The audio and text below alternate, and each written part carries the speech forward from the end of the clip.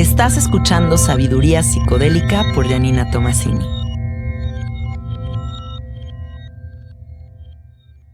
Este podcast está patrocinado por Fondeadora.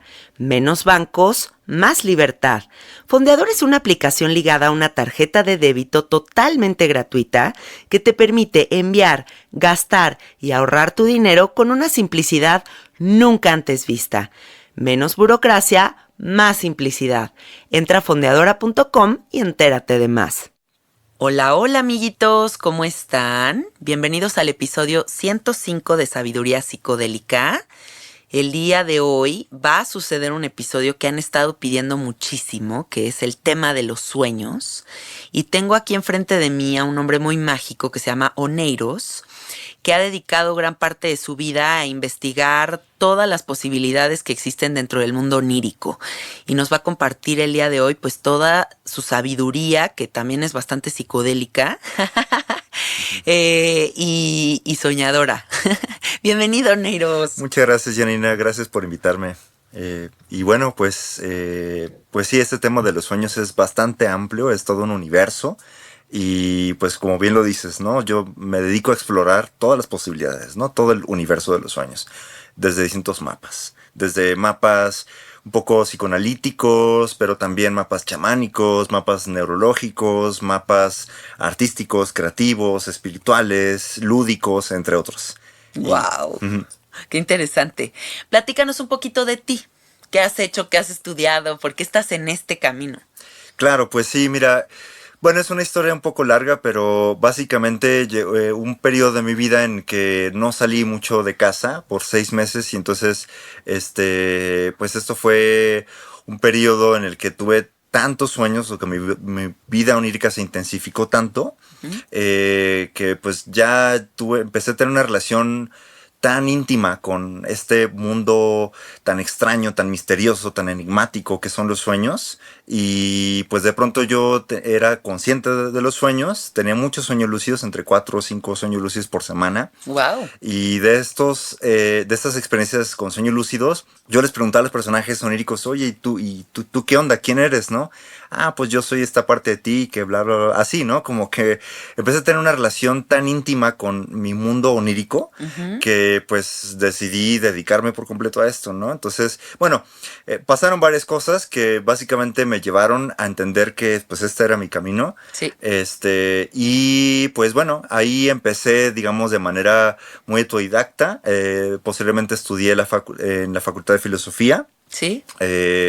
Me especialicé, digamos, o hice mi tema de tesis de licenciatura sobre los sueños y la magia en el mundo occidental, ¿no? O sea, cómo se han relacionado los sueños con el mundo de los espíritus, con la magia, la historia del sueño en Occidente, básicamente, ¿no? Posteriormente hice una maestría en filosofía de la religión.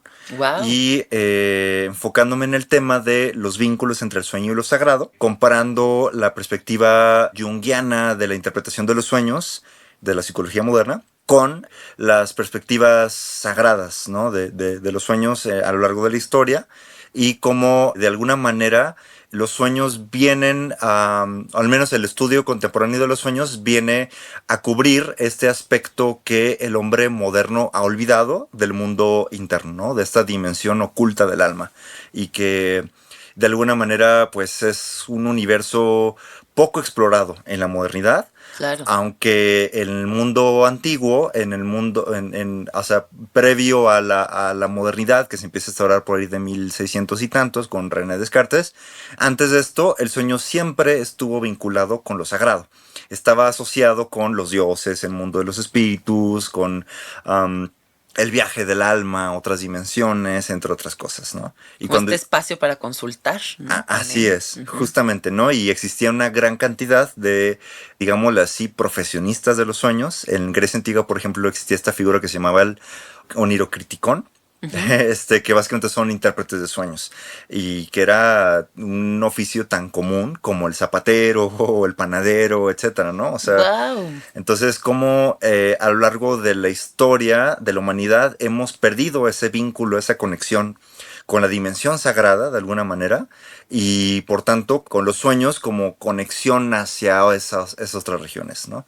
Ahora, pues es muy común pensar que, solo pues tuve un sueño muy, muy raro, pues ya, ¿no? Como que, pues es solo un sueño, ¿no? O sea, se queda como una experiencia, digamos, en la dimensión biográfica personal, ¿no? Y que es un poco lo que explora Sigmund Freud al principio, que fue, bueno, es el padre del psicoanálisis. Él fue el que trajo de vuelta el estudio de los sueños al mundo moderno, Sí. aunque desde una perspectiva un poco más, médica, materialista, eso, ¿no?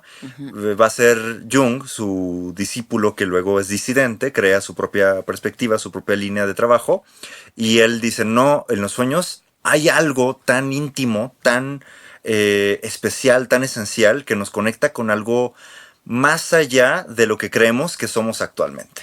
Hay como una dimensión sagrada en los sueños y que podemos de alguna manera como restablecer estos vínculos con esta dimensión profunda del alma a través del análisis de los sueños. Esto según en palabras o en la perspectiva de Carl Gustav Jung. Ahorita que estás diciendo esto, me pongo a pensar si la vida es un 100%, ¿no? Como la totalidad de lo que existimos en esta dimensión es un 100%, pues estamos despiertos tal vez un 60% del tiempo y otro 40% significa el mundo de los sueños. ¿Cómo es que no le damos la importancia que debería, ¿no? ¿Cuál es la importancia de los sueños? Claro, como bien lo planteas, hay una gran cantidad de tiempo que pasamos en este mundo onírico, Sí. pero que por alguna razón, como no hay escuelas que nos enseñen a ponerle atención a nuestros sueños, que nos enseñen a cómo utilizarlos, cómo trabajarlos, cómo aprender de ellos, Sí. pues queda en el olvido, ¿no? O sea, no se disuelve muy fácilmente. Y esto, pues, es normal en el mundo moderno en el que el foco de atención es el ego, ¿no? El yo despierto, es el individuo. Y bueno, así funciona nuestro mundo moderno, pero justamente en el mundo antiguo era bastante distinta la relación entre el hombre y lo onírico, ¿no? Y había mucha más apertura porque, bueno, el sueño para estas perspectivas era justamente tu acceso a la dimensión profunda del alma, ¿no? A esta parte que trasciende al ego, trasciende la perspectiva yoica y nos deja ver como de qué manera nos conectamos con algo más allá de mí, ¿no? Que llámale los dioses, llámale los ancestros, los espíritus o lo que quieras, pero nos conectaba con otra cosa, con otra dimensión que trasciende el ego, trasciende el yo.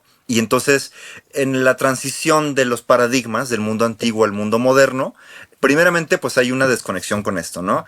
Con lo sagrado, con los espíritus, con los dioses, etcétera, etcétera. Pero en el mundo moderno empieza a entrar en crisis después de la Segunda Guerra Mundial, y surge justamente el psicoanálisis como un discurso, digamos que al desaparecer lo sagrado, aparece el concepto de lo inconsciente, ¿no? Es decir, justamente de esta dimensión oculta a la conciencia, a la que si no le ponemos atención, esta nos domina, ¿no? Y nos moldea y nos hace entrar en crisis, en neurosis y esquizofrenia y todo esto. Entonces, justamente Sigmund Freud dice, para evitar que estas fuerzas ocultas, impulsivas, irracionales nos dominen, es necesario poner atención a lo inconsciente. Y dice Freud, el sueño es la vía regia al inconsciente. Es el camino más directo para conocer aquello que se escapa a nuestra atención consciente. Y bueno, a partir de eso surge esta metodología del análisis de los sueños como una vía de autoconocimiento. O saber de dónde se originan mis comportamientos, mis creencias, mis formas de relacionarme, etcétera, etcétera, ¿no? Sí. Si tuviéramos que hablar de los beneficios del sueño, ¿crees que son estos? Hay muchos. Yo diría que hay muchísimos. En el fondo, bueno, los sueños yo diría que hay varios usos, ¿no? Usos de autoconocimiento, como lo hace el psicoanálisis, o incluso también las perspectivas espirituales. Ajá. Está el uso creativo y lúdico, en el cual a partir del sueño puedes como trascender el pensamiento lineal del yo despierto y entonces como reacomodar tus ideas de una manera distinta. Bueno, es muy conocido, por ejemplo, el movimiento surrealista, ¿no? Que toma los sueños como fuente de inspiración, de creatividad, etcétera, etcétera. Entonces, bueno, hay formas de, digámosle así, canalizar esta energía creadora y creativa que son los sueños hacia la vigilia, ¿no? Para la creación, para el arte, literatura, ideas, etcétera, etcétera. Claro. Están también, yo diría, pues los usos espirituales, en el sentido en que tratas de poner atención al mundo, digamos, al que no es el tiempo lineal, el tiempo del yo. Es otra dimensión que podríamos decir que trasciende el pensamiento racional, ¿no? Y es otro lenguaje, es un lenguaje simbólico, metafórico, y que al aprender este lenguaje nos permite entender otras, o más bien percibir el mundo despierto de otra manera, ¿no? Sí. Y por último, pues yo diría los usos lúdicos también, ¿no? Los usos lúdicos, ¿por qué no? Bueno, actualmente es muy sonado el tema como de los sueños lúcidos. ¿Sí? Gente que de pronto dentro de un sueño se vuelve consciente que está soñando y entonces puedes hacer un montón de cosas. Puedes explorar, por ejemplo, no sé, tener relaciones sexuales con tu pareja ideal, ¿no? O tener múltiples cuerpos, multiplicarte, hacerte grandota, hacerte chiquito, volar, atravesar paredes, visitar Disneylandia, etcétera, etcétera, etcétera, ¿no? Que te coma un jaguar. Ajá, que te coma un jaguar, como en el sueño que me contabas. Sí. Y bueno, yo diría esos son como los 4 principales tipos de usos que se le puede sacar al sueño. Sí, yo creo que yo agregaría la importancia del entendimiento multidimensional, que es un tema del que a mí me gusta mucho hablar, porque siento que estamos muy obsesionados con esta dimensión. Y en esto que dices como del yoísmo, ¿no? Entonces creo que los sueños también pueden resultar esta experiencia psicodélica natural que nos permite ir un poquito más allá de lo que percibimos en esta dimensión. Y que siempre esa enseñanza multidimensional pues nos amplifica, ¿no? Totalmente, y justo un poco a eso me refería con los usos espirituales, que es como entender este otro lenguaje que no piensa en términos lineales, sino que piensa justamente como la multidimensionalidad, ¿no? Y por ejemplo, es bien interesante que los chamanes nahuas y mayas de aquí de México justamente entienden el sueño como un viaje multidimensional. Ah, qué bonito. Porque para ellos, por ejemplo, en realidad, el tiempo lineal es una segunda realidad, es como un segundo momento en el que la primera realidad o la realidad esencial está fuera del tiempo. Y entonces es el momento de los dioses, es el momento en que los dioses están creando el universo. Y entonces al soñar de manera consciente, los chamanes viajan fuera de su tiempo lineal a este plano en el que están ocurriendo simultáneamente todos los tiempos, en el que están los dioses aún creando el universo. O sea, es como volver a este estado plasmático, caótico, extraño, que es como la realidad antes de manifestarse. Qué bonito. Entonces, esto lo liga bastante con la idea de la magia, porque justamente el viajar fuera del tiempo a través del sueño lúcido, o que más bien ellos llamarían el viaje chamánico, implicaría salirte, digámoslo así, de la Matrix para volverte esta conciencia programadora, o sea, volverte el alma que manifiesta su realidad desde fuera del tiempo, y el despertar como que ya tú programaste cómo va a ser tu vida.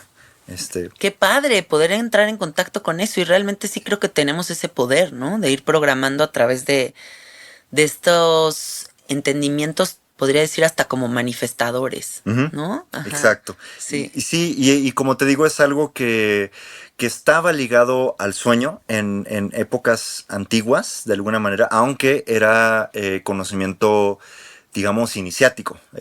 O sea, no era para todos, era un conocimiento revelado, o más bien, digamos, que se adquiere con una serie de prácticas, como, bueno, pues en los ritos iniciáticos de Eleusis, por ejemplo, en la Grecia antigua, o los ritos chamánicos en general que aún perviven en ciertas culturas.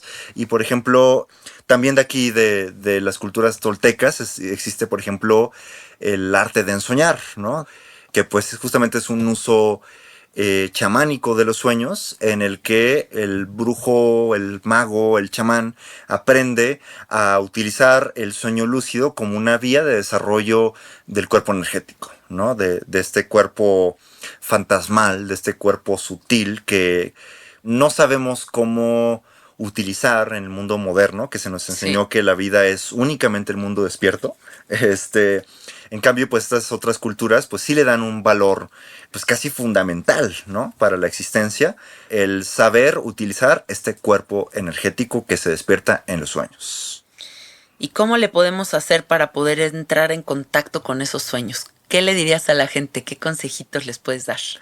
Claro, pues mira, ciertamente es un camino. Es como, tal como por ejemplo hay gente que se dedica a la yoga. Sí. Y que implica mucha disciplina y que implica mucho ir avanzando y poquito a poquito, pues así mismo, trabajar con sueños. Hay yoga de los sueños. Hay yoga de los sueños, justamente. Y bueno, eso es un poco a lo que yo me dedico. Yo me dedico a estudiar todos los mapas posibles sobre el sueño, o sea, cómo lo entiende tanto la perspectiva de la neurología moderna, como la perspectiva del chamanismo tolteca, el budismo Bon, el no sé qué, etcétera, etcétera. Entonces, justamente yo me he dedicado a desarrollar programas, digamos, bueno, doy varios talleres. Entre ellos, por ejemplo, uno de ellos es sobre el sueño lúcido y la espiritualidad onírica. Entonces es una especie de entrenamiento de, bueno, a ver, vamos a tomar herramientas de el arte en soñar, del yoga nidra, del arte surrealista, del psicoanálisis, del psicodrama, de no sé qué. Entonces, así como que con distintas herramientas tratamos de integrar el sueño a nuestras vidas para que ya sea algo habitual, ¿no? Para que le demos un espacio al sueño en nuestras vidas. Y bueno, un primer consejo, o sea, algo básico, pues es tener tener un espacio especial para coleccionar nuestros sueños, ¿no? O sea, grabarlos. Que puede ser, pues, un diario de sueños, puede ser grabarlo en audio, por ejemplo, yo lo grabo en mi celular, es un poco más rápido, más eficiente. Para que no se te vayan a ir las ideas, ¿ok? Así es, ¿no? Aunque si puedes escribirlo, mucho mejor, porque también puedes dibujar o puedes subrayar, por ejemplo, símbolos recurrentes que aparecen una y otra vez en tus sueños, etcétera, etcétera, ¿no? Qué padre. Eso de entrada, ¿no? Posteriormente, pues sí, tener una educación onírica básica, ¿no? O sea, leer algo sobre sueños, cómo funciona el cerebro soñador, qué se ha dicho respecto de los sueños, y en tercera yo diría, pues justamente tratar de poner esa atención e interpretarlos, o sea, tratar de entender qué se está queriendo mover ahí, ¿no? O al menos qué elementos hay en mi interior que hace que se manifiesten ese tipo de historias, de personajes. Uy, ¿por qué me parece este señor tan raro en el sueño? O que, no sé, o sea, entonces eso. ¿Qué mejor que hacerlo acompañado de una comunidad? Precisamente el mundo moderno se caracteriza por fragmentarnos, por hacernos cada vez más individuales. Sí. Y pues creo que es esencial tener grupos, comunidades de onironautas, de trabajadores de sueños, de soñadores lúcidos, para reunirnos, aunque sea platicarnos nuestros sueños y pues empezar a desarrollar técnicas colectivas de trabajo con sueños. Decir, oye, pues si fuera mi sueño, yo pensaría que esto y esto y esto y esto, etcétera, etcétera, ¿no? Y pues también es un poco a lo que me dedico, ¿no? Como reunir comunidades de onironautas, proveer a los interesados pues de herramientas, ¿no? O sea, desde la interpretación, desde el chamanismo, desde el arte, desde el psicodrama, de varias perspectivas, varios mapas. ¿Crees que también dentro de esta conexión que podemos desarrollar con los sueños influye la oscuridad y los ciclos circadianos?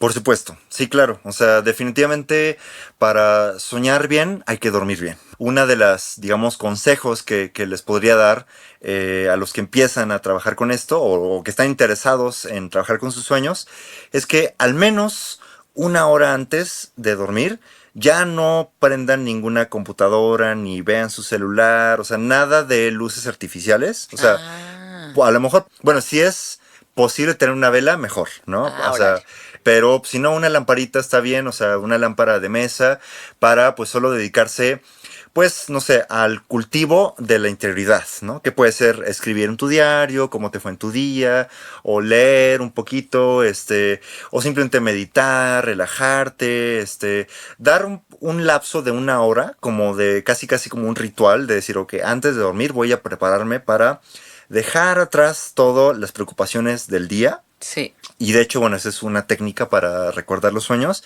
Antes de dormirte, o sea, justo antes de dormirte, haz una recapitulación de tu día, ¿no? Desde el momento en que te levantaste, a ver, me levanté y luego ¿qué hice? Ah, sí, me levanté, prendí el foco, me puse esta ropa y luego me preparé la comida, luego me bañé y no sé qué, o sea, así todo el día, o sea, vas recapitulando todo tu día, desde el momento que te levantaste hasta el momento presente que ya estás a punto de dormirte, ¿no? Recapitula todo esto y ya cuando termines de recapitular hasta el momento en que estás, dices, ok, he limpiado mi conciencia de este día, me abro a recordar todavía lo que viene en la noche. O sea, decretar que te abres a este nuevo espacio. Así es. Ah, así qué bonito. es, ¿no? Bueno, yo creo que si algo hace rica y hermosa la vida es el ritual. No el ritual para todos, el ritual del té, el ritual de bañarte con una intención, el ritual de mantrear, el ritual de prepararte para los sueños. Qué bonito, o sea, que todo sea un ritual es como festejar tu existencia, ¿no? Definitivamente, o sea, y eso es una de las cosas que también trato de tomar como elementos importantes a recuperar para el mundo moderno, o sea, porque justamente el mundo moderno vive en un ritmo muy acelerado, ¿no? Sí. O sea, me levanto y rápido come, vístete porque ya vas al trabajo y no sé qué. Entonces, o sea, ha perdido los rituales y los rituales Sí. son justo actos simbólicos que marcan pautas de la transición de un momento, de un estado de conciencia a otro, ¿no? Sí. Y entonces el sueño es también esta experiencia simbólica que nos recuerda la importancia de los símbolos. Sí. Y entonces, pues, cooperar conscientemente con el mundo inconsciente a través de los rituales es una vía de justo de sacralizar el sueño, ¿no? De darle un lugar importante, de darle un espacio en nuestras vidas y pues qué mejor que tratarlo pues con esta delicadeza simbólica del ritual. La importancia de la belleza. Así es, precisamente. Oye, ¿y tú crees que todo el mundo sueña? Porque le encanta a la gente decir esto, ¿no? Como de que, no, es que yo no sueño, pero según yo todo el mundo sueña. ¿Pero qué pasa? ¿Lo olvidan o se desconectan? ¿O qué tendrían que empezar a hacer para recordar? Claro, bueno, primero que nada, sí, todo mundo soñamos y de hecho entre 5 y 7 sueños por noche. No. O sea, ahora que mencionaba esto de los ciclos circadianos, bueno, a ver, voy a tratar de sintetizarlo, pero básicamente los estudios que han hecho Eugene Naserinsky y Nathaniel Klitzman, que fueron los padres de los estudios neurológicos del sueño. Sí. Ellos hablan de 4 estados o 4 frecuencias neuronales, ¿no? El estado beta, que es el estado ordinario de conciencia. Sí. Está el estado alfa, que es un estado como de medio estar adormilado, pero sigues despierto. Es un estado, por ejemplo, como de relajación, de cuando meditas, cuando estás inspirado y estás pintando, etcétera, etcétera. Está el estado zeta, que es ya un estado como de trance. Estás casi dormido o más bien estás como mitad dormido, mitad despierto. Ajá. Y es un estado que se alcanza con hipnosis, por ejemplo, o con meditación profunda, o con ciertas sustancias psicoactivas, o cuando estás a punto de quedarte a dormir, ¿no? Y ya ves que un poquito antes de dormirte empiezas a tener pensamientos bien raros y como que ya medio alucinas. Sí. Bueno, eso es el estado teta, ¿no? Luego está el estado delta, que es ya relajación profundísima, ya estás totalmente dormido. Esto se le llama sueño sin sueño, porque estás totalmente dormido, son ondas neurales muy lentas, y ahí se dice que no hay sueños. Entonces bajamos así de beta, alfa, zeta, delta, estamos un ratito ahí, ponle entre unos... O sea, este proceso dura unos 10, 15 minutos más o menos. Estamos unos 5 minutos en delta y luego, ¡pum!, se activa de repente el cerebro y volvemos a beta como si estuviéramos despiertos, literal estamos recibiendo estímulos del cerebro. O sea, estando despierto y veo un tren, se lanzan ciertas señales, ¿no? Sí. Que hacen que mi cuerpo reaccione y salte, ¿no? Sí. Entonces, cuando estamos dormidos y soñamos con un tren, esos mismos estímulos, como si realmente existiera el tren por ahí, están ahí activándose, pero hay una región neuronal que se llaman las neuronas aminérgicas que reprimen esos estímulos y dicen, no, no te muevas, estás dormido. Ah, ok. Wow. Entonces, ese es el sueño, ¿no? Eso es la parte que le llaman, donde se empiezan a mover los ojos de manera rápida porque estás... REM. Sí, el REM, Rapid Eye Movement, o movimiento ocular rápido. Se supone que mueve los ojos hacia donde estás viendo en el sueño. Sí. Entonces, bueno, ese primer periodo REM dura unos 5 minutos más o menos. Son sueños muy fragmentarios, muy difíciles de recordar. Es el primer sueño. Ajá. Pasan 5 minutos y otra vez bajamos a alfa, teta, deltas. No hay sueño, un rato. Y otra vez, pum, se activa otra vez el cerebro. Llega otra vez a beta. Otra vez tenemos un sueño, pero ahora es más prolongado. En vez de 5 minutos son 8, 9 o 10 o algo así. O sea, ¿son como olitas? Sí, son como olitas justamente en el que durante la noche vamos bajando y subiendo de frecuencias neuronales. Entonces, cuando subimos es cuando tenemos el sueño, la etapa REM y tenemos un sueño, ¿no? Y otra vez bajamos y otra vez subimos, tenemos otro sueño. Y así otra vez bajamos, otra vez subimos, otro. Y así durante la noche, esos son los ciclos circadianos. Ok. Y tenemos entre 5 y 7 ciclos circadianos por noche, lo que quiere decir 7 sueños, básicamente, ¿no? Ok. Cada uno es, o sea, en la secuencia se van haciendo más largos, más profundos, más nítidos. Entonces el último generalmente tiende a durar entre 20 y 30 minutos. Es el más sólido, el más coherente. Y es generalmente el único que nos acordamos. Aunque es posible acordarse varios. Yo generalmente me acuerdo de 3 al menos. Neta, pero porque ya lo has trabajado. Sí, porque tengo una disciplina con respecto a mis sueños. Claro. Y entonces se trata de disciplina, precisamente, ¿no? Sí. Si no te acuerdas de tus sueños es porque tu conciencia está muy enfocada en el mundo despierto, en todas tus actividades cotidianas, diarias, y no le dedicas un tiempo a la interioridad.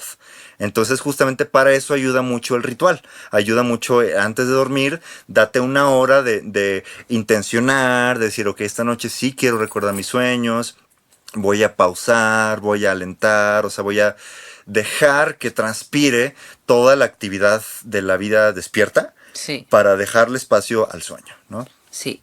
He oído también de muchos neurocientíficos que ahora están de moda, que desarrollan como técnicas de meditación muy específicas. Y la gran mayoría de estos, por ejemplo, Joe Dispenza, te dice que lo mejor es meditar a las 4 de la mañana.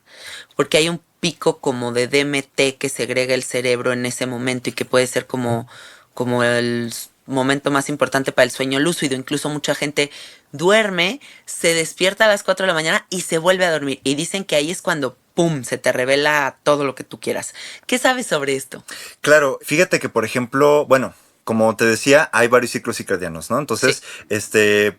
Si ya dormiste un rato, por ahí más o menos, como entre 3, 4 de la mañana, ya estás en un punto en el que ya tu cerebro regeneró una serie de procesos fisiológicos, que eso implica que ya estás como por ahí del cuarto o quinto ciclo circadiano. Ajá. Entonces, como que tu mente ya está digámoslo así, preparada para un sueño más profundo, más nítido, etc. Entonces, cuando te levantas por esa hora, intencionas volver. De hecho, Stephen LaBerge, que se le conoce como el padre de los sueños lúcidos, órale. Justamente él desarrolló una técnica que se llama WILD en inglés, traduce, bueno, por las siglas Wake Induced Lucid Dreaming. Okay. En el que básicamente te programas para levantarte a esa hora, como a las 4 de la mañana, algo así. Te levantas, te quedas un rato, una media hora o algo así como despierto. En ese rato intencionas, ok, voy a volver al sueño de manera consciente.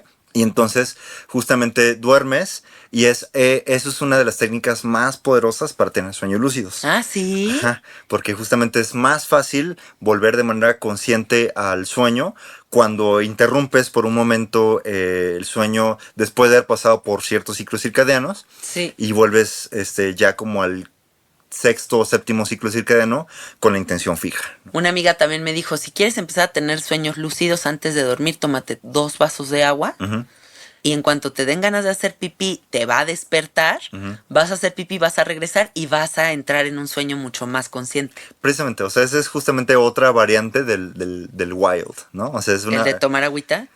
Sí, o sea, vaya, Bueno, despertarte despertarte, okay. O sea, despertarte o sea, a las 3, 4 de la mañana, estar un periodo despierto y luego volver, pero ya con la intención fija de, ok, voy a volver de manera consciente. Perfecto. Y para la gente que no sabe qué son los sueños lúcidos, que nunca ha conectado con este concepto, ¿qué les puedes decir que es? Claro, aquí es interesante porque el sueño lúcido en realidad es un fenómeno moderno. Es un fenómeno que, o sea, nosotros le llamamos sueño lúcido, el mundo, o sea, nosotros me refiero al mundo occidental, el mundo moderno, Sí. es un término que acuñó un psiquiatra suizo, me parece, que se llama Harvey de Saint-Denis. Ok. No, francés, perdón. Harvey de Saint-Denis. Y entonces, un sueño lúcido es un sueño en el que dentro de un sueño tú te preguntas, ¿será que estoy soñando? Y te das cuenta que, wow, sí, efectivamente esto es un sueño. Y sigues soñando, entonces, o sea, te liberas de ser absorbido por la historia onírica, entonces tú tienes control de ti mismo, ¿no? Tienes control de ti mismo, entonces puedes volar, puedes visitar personajes famosos que quieres visitar en sueños, ¡Wow! ¡Qué padre! puedes viajar a todo tipo de lugares, etcétera. Y bueno, aquí también hay que distinguir, mucha gente cree que un sueño lúcido es cuando tú controlas todo el sueño, ¿no? Que tú dices, o sea, quiero soñar esto y aparece esto, etcétera, etcétera.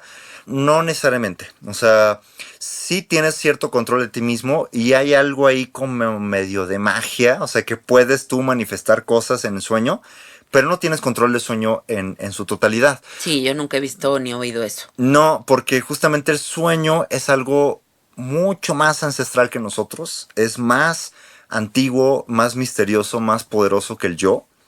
Y más bien lo que sucede en el sueño lúcido es que llevamos al yo consciente a estar frente a frente a este misterio que el mundo moderno llama el inconsciente, ¿no? Qué poético y hermoso. Y que tiene su propia inteligencia, y que tiene su propia sabiduría, ¿no? Y que tiene su propio lenguaje. Entonces, ahí lo interesante es que el mundo moderno, pues, utiliza el sueño lúcido para, pues, quiero, no sé, pues, o sea, se inventa cualquier cosa que está chido experimentar, pero es algo más como individual, ¿no? Por eso digo que el sueño lúcido es un fenómeno moderno, porque previo a la modernidad, a esta experiencia le llamaban el viaje astral, por ejemplo, ¿no? Ándale. Y por ejemplo, este místico cristiano Emanuel Swedenborg es súper famoso porque él habla de sus sueños en los que él se vuelve consciente dentro del sueño y él visita el purgatorio. Él visita el infierno, visita el cielo y entonces hace como una cartografía de los planos espirituales, según el cristianismo, la mística cristiana, ¿no? Sí. Entonces, así, o sea, esta misma experiencia de volverse consciente de un sueño es también lo que utilizan los chamanes para el viaje chamánico, ¿no? Está bastante bien estudiado, por ejemplo, en un libro que le recomiendo muchísimo, que se llama Sueño y Éxtasis. Visiones chamánicas de los nahuas y los mayas. Esto es de parte de la historiadora mexicana Mercedes de la Garza. Y ella justamente estudia este fenómeno de cómo los chamanes de estas culturas nahuas y mayas utilizan el sueño lúcido, o lo que nosotros llamamos el sueño lúcido, para el viaje espiritual. Sí. O sea, porque lo que distingue al mundo moderno del mundo ancestral es que el mundo moderno no cree en otros planos, no cree en el mundo sagrado, no cree en el yo. Sí.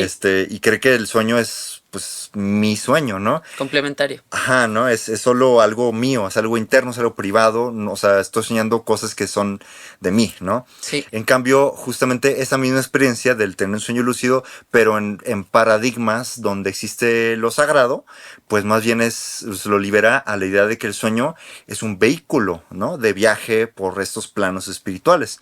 Y de hecho, por ejemplo, otro de los mapas sagrados que sigue activo es justamente esto del Yoga Nidra, ¿no? El Yoga Nidra es básicamente un yoga de los sueños. Es una disciplina que se desarrolla en el Tíbet en una mezcla sincrética entre una religión antiquísima que se llamaba el Bon, que existía en Malasia, en las faldas del Tíbet, Y cuando llega el budismo al Tíbet, conoce a esta religión, se empiezan como a fundir, a sincretizar. Y de hecho, dentro del budismo tibetano, el budismo Bon es una de las tres principales corrientes, ¿no? Del Sí. budismo tibetano. Entonces el budismo Bon utiliza los sueños como una disciplina, o más bien el Yoga Nidra, una disciplina de los sueños como una herramienta para el trabajo espiritual, ¿no? O sea, incluso como una vía hacia la iluminación. Y entonces ellos sí hacen una serie de ejercicios. Bueno, ellos creen, por ejemplo, que existen varios niveles en el sueño, ¿no? Existen los sueños samsáricos, que son sueños de tu karma. O sea, tú sueñas cosas de tu propia vida, ¿no? O sea, de mis miedos, mis esperanzas, mis proyectos, mis ideas, etcétera, etcétera. Eso es básicamente lo que cree, por ejemplo, el psicoanálisis freudiano, que ese es lo que son los sueños, ¿no? Soñamos nuestro inconsciente, proyecciones, y hasta cierto nivel es cierto, ¿no? Pero dice el Yoga Nidra que cuando logras trascender, cuando logras como que mediante la meditación y mediante el Yoga Nidra, trabajar tus sueños, etcétera, trascender ciertas barreras de tu karma personal, logras acceder a un segundo nivel más profundo, que ellos llaman sueños de claridad, que son sueños que ya no son de tu propio karma, sino que son del karma de la humanidad. Wow. Y esto implica... El consciente colectivo. Así es, precisamente. Esto implica que puedes conocer cosas en sueños que no conocías tú en tu vida despierta, ¿no? ¡Qué cabrón! Puedes sacar conocimientos, puedes incluso contactar maestros que ya murieron. De hecho, para ellos, parte del entrenamiento del Yoga Nidra es que tú cuando ya llegas a cierto nivel, tienes que, o sea, las siguientes etapas del desarrollo, tienes que contactar maestros de la tradición Bon dentro del sueño. ¡Qué padre, qué místico! Sí, totalmente. Me encanta. Y bueno, y hablan también de un tercer nivel de sueños, que ya son sueños en los que ya no hay historias, ya no hay personajes, ya no hay tramas, porque ya logras trascender justamente la dualidad, incluso entre el estar despierto y estar dormido, ¿no? Para el budismo, de hecho, la vida entera es un sueño. Justamente, ¿no? Y a la iluminación también le conocen como el despertar. Entonces, a través del sueño puedes llegar a esto. Pero bueno, es como una analogía de la vida misma, o sea, como sabes despertar dentro del sueño, tal vez sabes despertar dentro de la vida misma. Precisamente, y justamente hablan de esta cuestión de la importancia de cultivar la lucidez en los sueños, porque al cultivar la lucidez en los sueños, cultivas también la conciencia plena y la lucidez en la vida despierta. Ah, qué bonito. Y cuando logras la conciencia plena y la lucidez en la vida despierta, logras también la lucidez y la conciencia plena en la muerte. Ellos creen en la reencarnación, entonces... hay que saber morir. Sí, justamente, ¿no? Entonces, justamente creen que cuando morimos entramos a un estado semejante al sueño, que ellos llaman el bardo. Y entonces generalmente es un sueño inconsciente, tal como los sueños inconscientes que tenemos normalmente, y entonces nos dejamos arrastrar por el karma que tenemos y eso hace que volvamos a nacer, o sea, en otra vida que tiene otra vez este mismo karma y otra vez tenemos que pasar este mismo ciclo del samsara, el constante flujo del nacer y morir, etcétera, etcétera. Pero si logras cultivar la conciencia lúcida en el sueño y en la vida despierta, esa misma conciencia lúcida se traslada al momento después de la muerte, lo cual implica que ya no te dejas arrastrar por el río, digamos, del karma que nos está arrastrando, y entonces tú te sales de este río y logras trascender, ¿no? Logras salirte de la rueda, de la eterna rueda de las reencarnaciones, que es el samsara. Ya ven, amiguitos, tienen que ponerse a practicar lo de los sueños lúcidos o la próxima vida terminan siendo perro. Ah, ¿verdad? No es cierto, no es cierto. Oye, Oneiros, dime una cosa. Está muy de moda esto de tuve un viaje astral, ¿no? Y todo el mundo habla del viaje astral y que si el viaje astral y que si el viaje astral. Yo lo único que sé es que no sé qué es un viaje astral, qué valida que si es astral o qué no es astral. Uh-huh. ¿Qué sabes tú sobre esto? Claro, bueno, como te decía... Para mí, en realidad, el viaje astral es lo mismo que el sueño lúcido. Ah, ok. Solo que lo distingue el que en el sueño lúcido ordinario, normalmente estamos todavía solo en nuestra vamos a hacer una analogía, que el sueño ordinario es estar en nuestra casa, ¿no? Ok. Y entonces vemos cosas de nuestras vidas, ¿no? Incluso en un sueño lúcido vemos cosas ahí de nuestras vidas, etcétera. Pero se requiere cierta práctica para salirnos de nuestra casa y explorar el mundo fuera de nuestro ego, ¿no? Ah. Y para mí eso ya implica el viaje astral. Y que es Órale. justamente, por ejemplo, lo que le enseña este brujo Jackie Don Juan a al antropólogo Carlos Castaneda. Sí. A través de esto que Don Juan le dice, bueno, los toltecas cultivaron un arte de los sueños, un arte chamánico de los sueños, que es justamente el arte de soñar. Entonces, el arte de soñar consiste precisamente en aprender a usar el sueño lúcido Sí. como una vía para desarrollar, digámoslo así, flexibilidad, o sea, como ir despertando al cuerpo energético. Entonces, una vez que logras despertar este cuerpo energético, ya es posible viajar más allá del inconsciente personal. Y esto sería el viaje astral, ¿no? Ah, órale. Entonces, o sea, para mí se trata de niveles de profundidad a los que puedes acceder en sueño. Y entonces, normalmente todos tenemos un sueño en términos budistas samsárico, en términos, bueno, un sueño personal, ¿no? Sí. Pero sí con la práctica y con cierta disciplina, siguiendo una vía como el arte en soñar, como el yoga nidra, entre otras, podemos desarrollar la cualidad de trascender el espacio biográfico personal, salir más allá del ego y justamente explorar estas otras regiones de la conciencia colectiva que podríamos llamar el plano astral. Qué interesante, qué padre llegar ahí. Oye, bueno, así como hay libros que te dicen 10 pasos para el éxito, o sea, ¿qué es el éxito, no?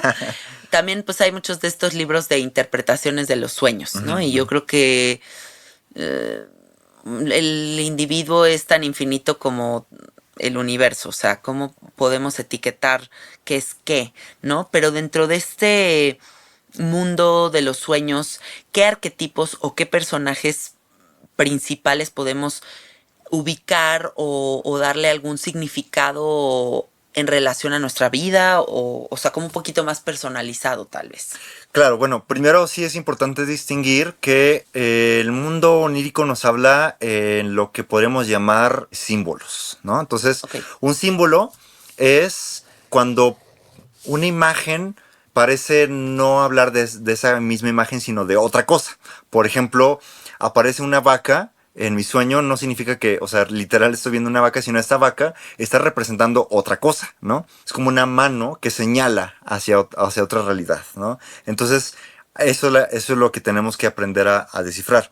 Ahora bien, existen muchos libros de simbolismo de sueños que pues hay que tener muchísimo cuidado con eso porque, como tú bien dices, o sea, realmente si te dicen, pues que si sueñas con una boda, significa que alguien va a morir en tu familia, ¿no? O algo por típico. el estilo. Y pues no, realmente no es así. O sea, si bien ciertos libros de sueños nos pueden más o menos dar una idea de por dónde podría ir un sueño, cada persona tiene su forma de simbolizar una u otra cosa. Por ejemplo, o sea, imagínate, o sea, soñar con una enfermera, ¿no? Mucha gente diría, pues una enfermera pues es un símbolo de sanación, de protección, o algo así, ¿no? Pero, ¿qué pasa si, por ejemplo, más bien yo tuve una experiencia en la que estuve enfermo y entonces llegó una enfermera y me trató muy mal y nunca no me atendió y no sé qué? Entonces, para mí, soñar una enfermera va a significar más bien, por ejemplo, negligencia, maltrato, o sea, y para otra persona puede ser sanación, mi abuelita era enfermera, suponte. Ándale, o sea, ¿no? ¿quién sabe? Cada quien. Exacto. Entonces, justamente eso es lo que tenemos que aprender, que el lenguaje simbólico toma elementos de nuestra propia vida para referirnos a otra cosa, ¿no? O sea, es, como dice Jung, es una forma de hacer visible lo invisible. Entonces, por ejemplo, hay realidades invisibles como mi rabia, ¿no? Mi furia. Soy una persona muy furiosa, me enojo mucho, etcétera, etcétera. Entonces, a lo mejor el sueño va a utilizar el símbolo de un perro rabioso, en el sueño que me está persiguiendo un perro rabioso, para indicarme, bueno, hay una parte de mí, o sea, que se siente así, que se siente rabiosa, que se siente con furia, que se siente enojada, quiere morder, etcétera, etcétera. Entonces, a partir del símbolo se hace visible lo invisible, ¿no? Entonces, bueno, ese es un primer punto.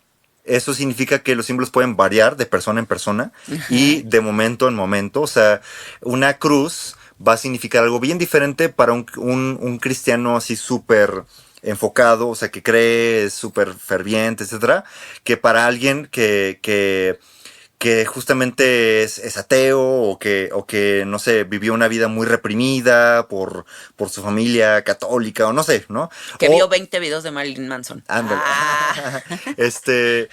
Y a su vez, una cruz significa algo bien diferente en la época medieval que en la época moderna, ¿no? Claro. O sea, entonces un símbolo justamente es como este lenguaje, yo le llamaría multidimensional, porque precisamente le habla a cada quien de manera diferente, según el momento, el contexto de su vida, ¿no? Sí. Entonces esos son los símbolos. Además de eso, hay arquetipos, que los arquetipos es un término que habla Jung, o que acuña Jung para hablar de que hay estructuras universales en las cuales se conglomeran los símbolos, ¿no? Entonces, por ejemplo, toda la humanidad, en todas las épocas históricas, han tenido mitos muy semejantes, ¿no? Entonces, por ejemplo, tanto en, no sé, por ejemplo, en la India, existe la figura de la diosa madre, ¿no? Sí. Que puede ser, o sea, según en qué parte de la India, puede ser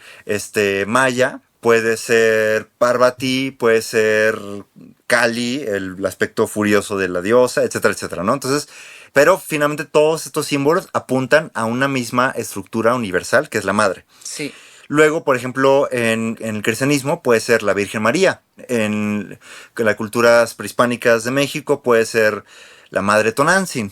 En la cultura griega antigua, en los mitos griegos antiguos es Gea, Gaia, ¿no? La diosa madre, etcétera, etcétera. Entonces, cada cultura tiene un símbolo diferente para este mismo arquetipo de la madre. Entonces, esos arquetipos, dice Jung, aparecen en los sueños en momentos muy especiales de nuestras vidas.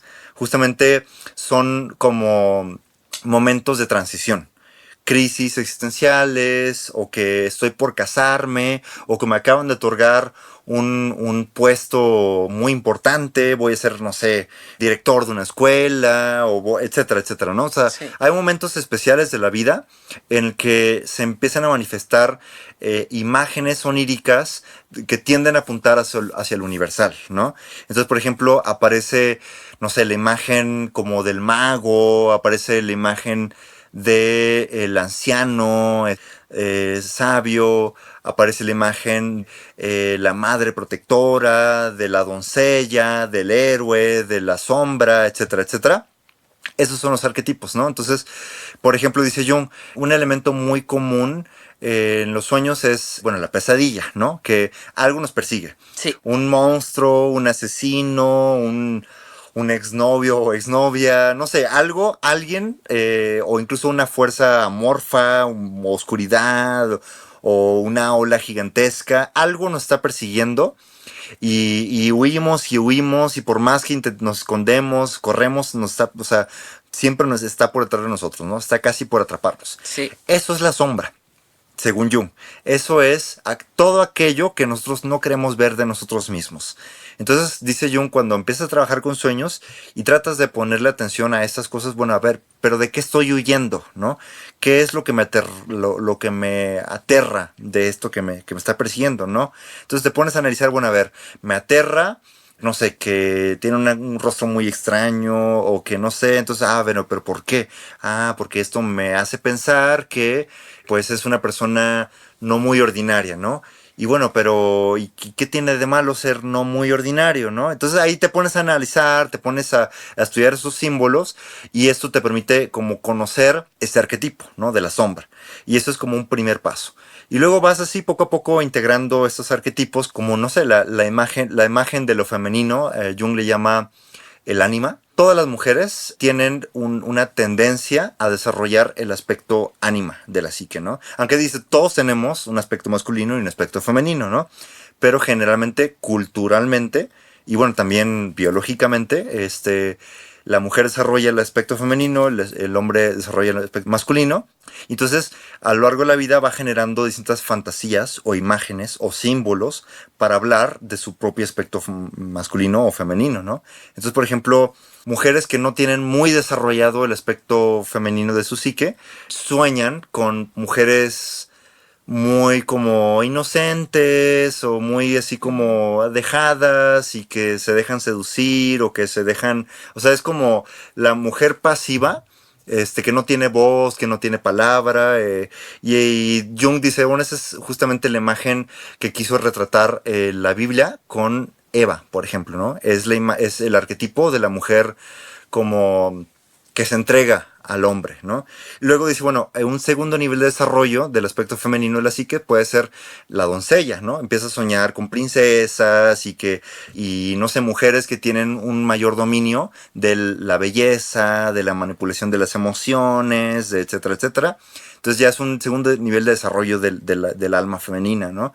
Un tercer nivel puede ser cuando empieza a soñar imágenes más bien como de la madre, ¿no? La madre protectora, que puede también ser una imagen de la Virgen, puede ser una imagen, no sé, como de la Madre Teresa de Calcuta, esta mujer que ya pasa a ser una servidora espiritual, ¿no? Que pasa a ser justamente la que cultiva la vida espiritual para las nuevas generaciones, ¿no? O sea, los hijos o a los otros, y son, digámoslo así, facultades del alma femenina más desarrollada, ¿no? Sí. Y así lo mismo sucede con el hombre, o sea, Adán, no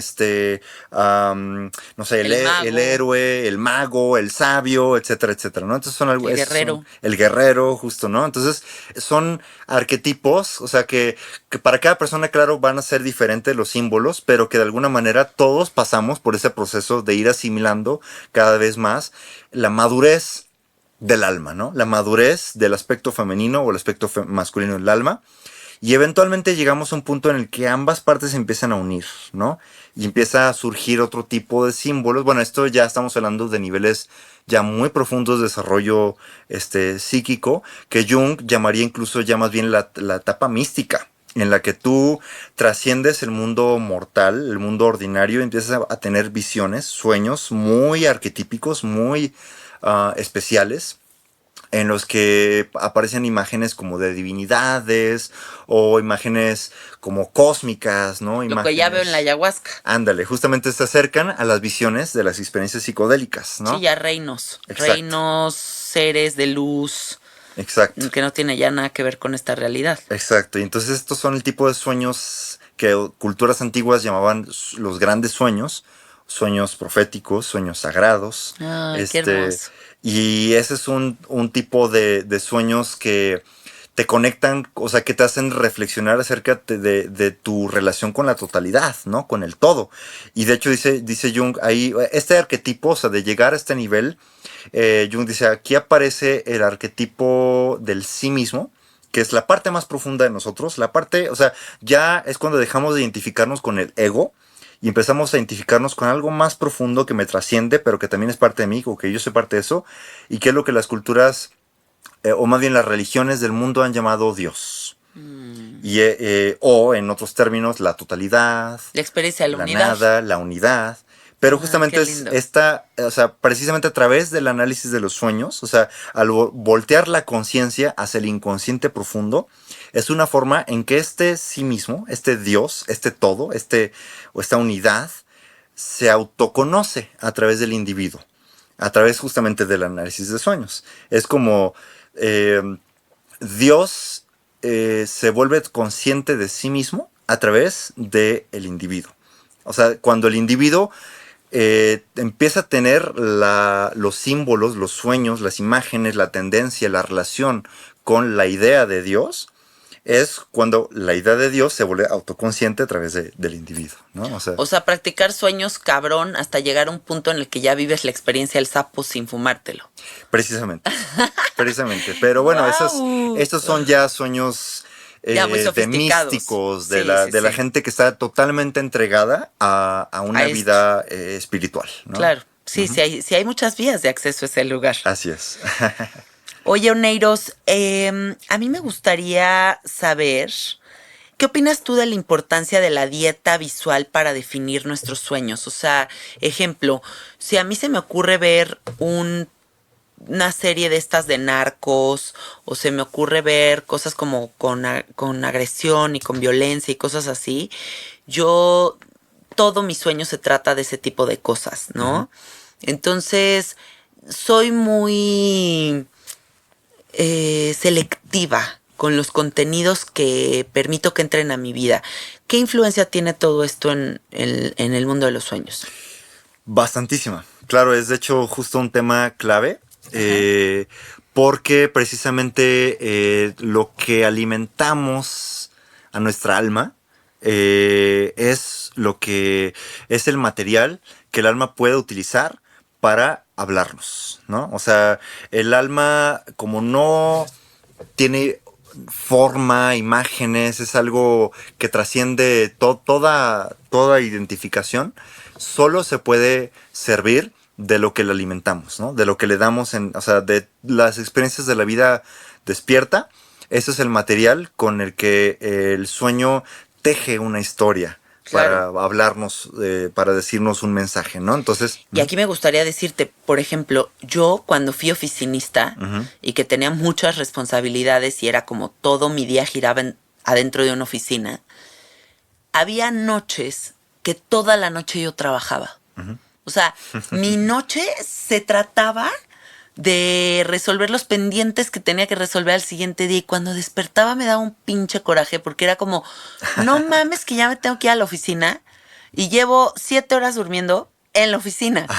Entonces sí tiene mucho que ver totalmente, todo lo que nos rodea. Totalmente, ¿no? Y de hecho es algo que yo tomo, bueno, en la Grecia antigua existían unos, bueno, ahí entre el año 600 antes de Cristo y 500 después de Cristo, en ese lapso entre, que son como 1100 y tantos años, existieron unos templos dedicados a la incubación de los sueños. Wow. De parte del dios Asclepios, es el dios de la medicina.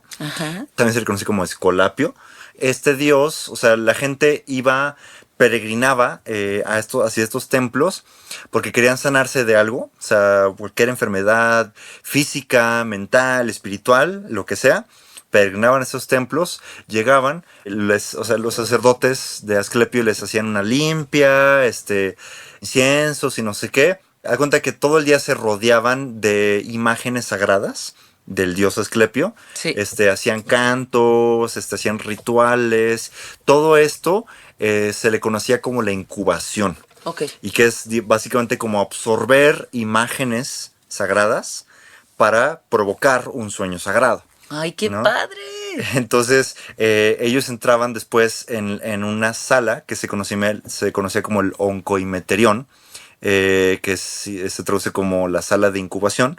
Entonces, se da cuenta que los sacerdotes sacrificaban un animal, ponían la piel del animal, tú dormías encima de esta piel del animal y esa noche tenías un sueño pues sagrado, ¿no? O sea, si funcionaba la impregnación, tú tenías un sueño con el dios. ¡Órale! Y este dios venía o él mismo te sanaba en el sueño, o te decía cómo sanar.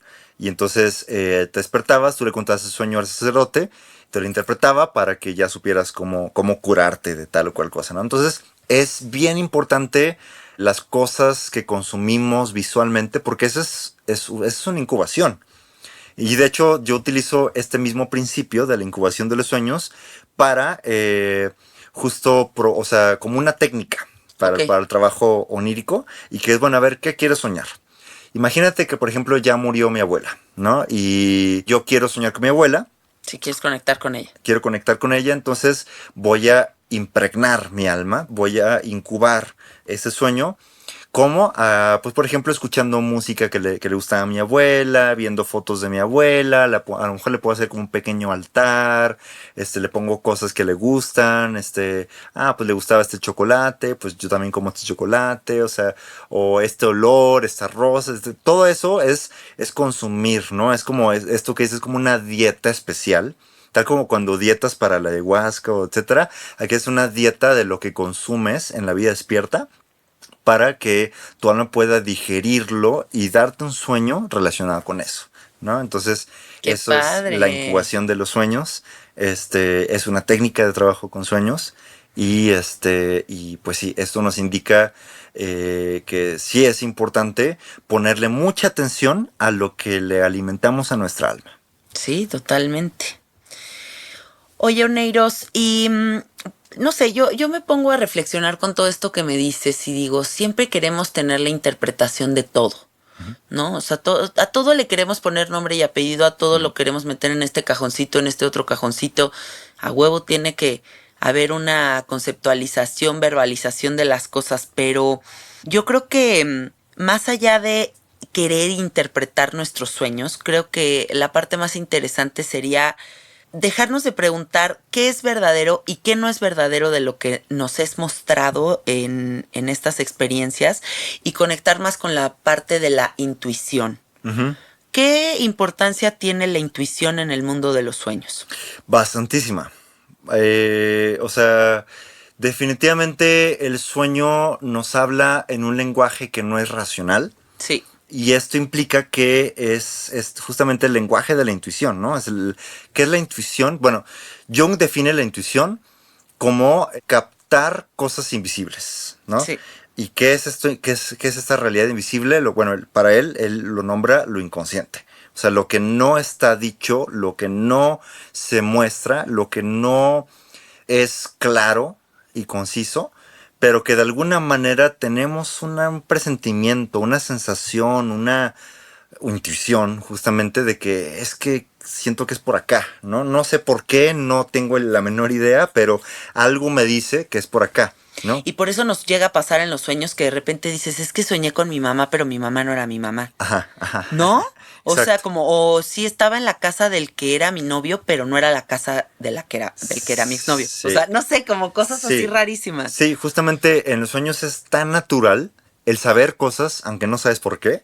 O sea, O que no sé el lugar o la persona. exacto, ¿no? O sea, intuyes que, o sea, sé que si abro esta puerta va a pasar esto, ¿no? O Sí, sé que esta persona en realidad no es esta persona, o etcétera, etcétera, ¿no? Entonces, sí, eso es la intuición. El sueño es totalmente intuitivo, o sea, habla este lenguaje que es, digámoslo así, el contacto con el misterio. sí. Es el contacto con esta otra inteligencia que nos trasciende y que de alguna manera nos habla, nos susurra, pero nos susurra en este lenguaje simbólico, en este lenguaje metafórico, en este lenguaje de emociones, de intuiciones. Y justamente aprender a entender este lenguaje que es natural en el sueño, pues definitivamente transforma nuestra vida despierta también, porque empezamos a cachar o a entender otras cosas, ¿no? Es como justamente poder percibir aquello que no se ve, pero que está invisible, ¿no? Que está Lo sutil. lo sutil, justamente, ¿no? Y entonces esto es como una antenita que levantamos para cachar este misterio profundo que nos rodea, que está, es digámoslo así, esta fuerza que está detrás de todo lo aparente, Sí. de todo lo manifiesto, digámoslo así, el mundo fenoménico de personas, objetos, lugares, árboles, animales, etcétera, etcétera. Todo eso son, como digámoslo así, los fenómenos que se aparecen, pero hay algo que no tiene ninguna forma, que no tiene ninguna, digamos, nombre, definición, etcétera, que es este misterio que todas las religiones han llamado como lo sagrado Sí. y que al cual no se le puede explicar, no se le puede nombrar, no se le puede definir de manera racional, sino que solamente se accede a ella a través de la intuición, ¿no? Y los sueños justamente son este recordatorio de que estamos conectados con algo que no, que va más allá de nosotros, que nos trasciende, que no podemos entender, que no podemos explicar, Y pues la vía onírica es una vía que nos recuerda nuestro lugar, ¿no? El que, bueno, nosotros somos parte de algo más amplio, ¿no? Y que aprender a relacionarme con este misterio es tan esencial para nuestro desarrollo espiritual. Sí. Que pues bueno, eso es justo la importancia del desarrollo de la intuición a través de los sueños. Qué bonito. Sí. Y, por ejemplo, tengo un taller específico para esto, ¿no? Cuéntanos de tu taller. O sea, tengo varios talleres, ¿no? Uno de ellos sobre un poco la introducción a las prácticas oníricas. Es que yo escribí este libro que se llama Onirocosmos, Manual para trabajar y explorar el universo de los sueños. Y justamente es como una exploración de todo lo que hay, o sea, todo el universo de los sueños, ¿no? Como ya les he dicho, distintos mapas chamánicos, mapas neurológicos, psicológicos, terapéuticos, artísticos, etcétera, etcétera, ¿no? Entonces, ¿dónde pueden comprar tu libro? Se puede mandar a pedir por Amazon, o sea, si tú buscas Onirocosmos, Manual para trabajar y explorar el universo de los sueños, te puede aparecer en Amazon, lo puedes mandar a pedir okay. Donde gustes. También me pueden contactar a mí directamente. En Instagram estoy como Oneiros_Speculum, Speculum. Sí, Speculum. Speculum, ajá. ¿Por qué otras vías te gustaría que te contacten? Facebook también, igual estoy como Oneiros Speculum. Más bien es una página que es autor-Oneiros Speculum. Okay. Tengo también un grupo en Facebook que se llama Onironautas México, justo para los que estén interesados en reunirse con la comunidad de onironautas. ¡Qué bien! Y pues también busquen la editorial Lunaria. En la página de la editorial Lunaria, ahí está mi libro, ahí lo pueden encontrar. Entonces, por cualquiera de estas vías, ¿no? O sea, me pueden mandar un mensaje a mi Instagram o a mi Facebook o en la sede de Enfocarte, que es una compañía que también maneja mis libros, que está, bueno, a un lado del Parque Hundido, en la Colonia del Valle. Órale, perfecto. ¿Y qué onda con este taller que acabas de iniciar? Que yo acabo de ver que el lunes hubo sesión a través de Instagram, ¿o a través de dónde? Claro, bueno, eso es en línea, lo hacemos a través de Zoom. De Zoom. Sí, bueno, es que trabajo de varias maneras, ¿no? Una de estas modalidades de trabajo es el círculo de sueños. Ok. Este círculo de sueños se llama el Soñasterio, círculo de sueños. Básicamente es justamente reunirnos, gente interesada en trabajar con sus sueños. Sí. Cada sesión, eso es todos los lunes de 7 a 9. Cada sesión alguien comparte un sueño y yo les otorgo una herramienta diferente cada sesión para que todos aprendan a usarla y entre todos interpretamos el sueño de la persona que expuso. ¡Qué padre! Y a su vez todos nos llevamos algo para nosotros, ¿no? Es como tratamos el sueño como si fuera también nuestro. Ah, qué bonito. Esta sesión que comenzó este lunes pasado, 1 de febrero, sí. Trabajamos con un modelo que se llama la interpretación proyectiva o social no autoritaria, que la desarrolló Montag Ullmann, un parapsicólogo, súper interesante porque también hizo estudios con telepatía y sueños, etcétera. Y así, ¿no? O sea, que otra sesión vamos a trabajar, por ejemplo, con el psicodrama, con la psicología gestal, en otra vamos a trabajar con la psicología junguiana, en otra con la imaginación activa, y así, ¿no? Cada sesión trabajamos con una vía diferente, ¿no? Esa es una modalidad de trabajo, ¿no? Entonces también tengo esta modalidad de sesiones individuales en la cual pues, se puede enfocar a dos cosas, ¿no? O interpretar, trabajar, comprender algún sueño o enfocarlo a educación onírica. Es decir, si quieres, es como tipo coach, digamos, o como acompañamiento para que tú desarrolles tu propia relación con los sueños. Enseñarte técnicas para recordar los sueños, enseñarte técnicas para tener sueños lúcidos, o ya que domina los sueños lúcidos, ¿qué uso les puede dar? ¿No? Usos terapéuticos, usos creativos, usos de autoconocimiento, o si quieres aprender, por ejemplo, no sé, cuáles son los usos chamánicos que se pueden aplicar a los sueños. Entonces vemos, por ejemplo, el arte de soñar de los toltecas, vemos el yoga nidra, o sea, como ya más a profundidad de estos temas, ¿no? Como justamente una escuelita de sueños, ¿no? Entonces, esas son las dos modalidades que trabajo. Y aparte, doy talleres. Ay, interesantísimo. Me encanta todo lo que has aportado a este podcast. Gracias, muchas gracias. Muchas gracias por venir, Oneiros. A ti, gracias por invitarme, Janina. Sí, ha sido un placer. Hay información muy valiosa, muchos nombres, muchos libros, muchas cosas que les pueden servir anoten todo lo que les aportó Oneiros el día de hoy y pónganse a prestarle atención a los sueños que se vienen esta nochecita de hoy. Claro que sí. Y bueno, también quiero dejarles mi correo. Si quieren contactarme para cualquiera de estas modalidades de trabajo, sesiones individuales o grupales o talleres, soy como surreal, SURREAL, _Oneiros, ONEIROS, @hotmail.com.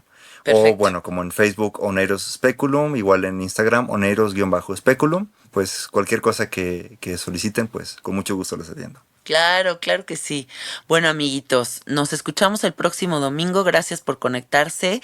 Me encuentran en el Instagram como Cassette Art y acuérdense que ya hay un grupo de Facebook en el que estamos compartiendo pues muchísimas cosas bien padres. Se llama Sabiduría Psicodélica Fans.